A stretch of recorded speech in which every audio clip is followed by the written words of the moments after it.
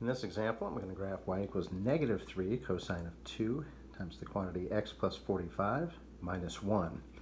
Notice because this is in degrees, that's implying that this wants me to graph this in degrees.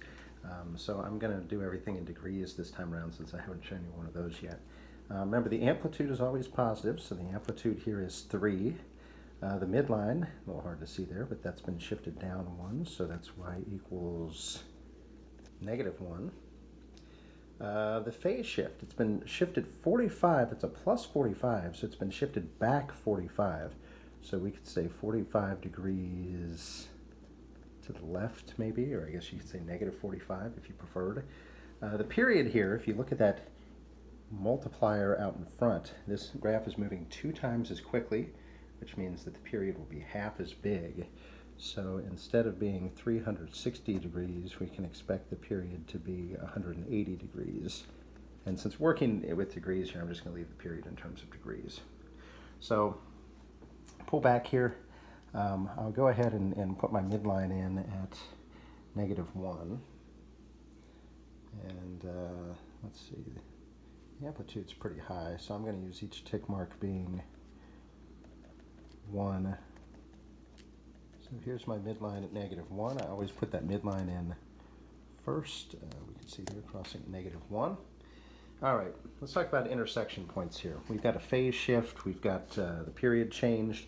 I always go back and look at the regular cosine graph. Okay, I've done this for years, and I still have to think about the original graph. The cosine graph is the sine function shifted back 90 degrees or shifted back pi over 2 radians if you're working in radians. So it crosses, it actually hits a maximum at 0 is kind of the key feature for us. But by shifting it back 90, instead of crossing at 0, 180, and 360, it's going to cross at negative 90, 90, and 270. Okay?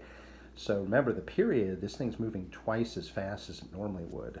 So we need to divide that negative 90, 90, and 270 by 2.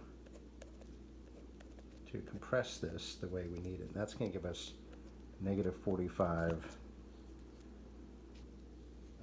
45, and 135. Sorry about that. But it's been shifted 45 degrees left. So I need to subtract 45 from each of these. And if I subtract 45 from each of these, negative 45 minus 45 is going to be negative 90. 45 minus 45 is going to have it crossing at 0. And 135 minus 45 is going to have it crossing at 90. So remember, you got to do 2 things there. You got to consider the basically the period, and you have to then add or subtract any phase shift to that. So it's going to cross at negative 90. I've already got that on my graph here, so plot a point there, crosses at 0, and it's going to cross at 90. And then, of course, in the future, 180 would be right here. It would eventually cross at 180, and so on. Okay, let's go back and look at the amplitude. Now, the amplitude is 3. However, it's got a negative 3 multiplier out in front, which means it's actually going to go down first and then up. Okay.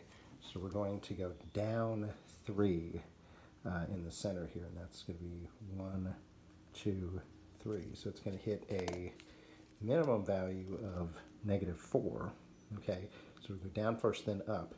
So at the midpoint between these values here, and I spaced this out in a way that was easily divisible by 2, it's going to go up 1, 2, 3. Okay, I'm going to go down 1, 2, 3. We get a couple cycles here. Okay, so now we should be able to draw our curve. And it's going to look like this. And you can kind of draw some arrows on the ends and show that that pattern continues.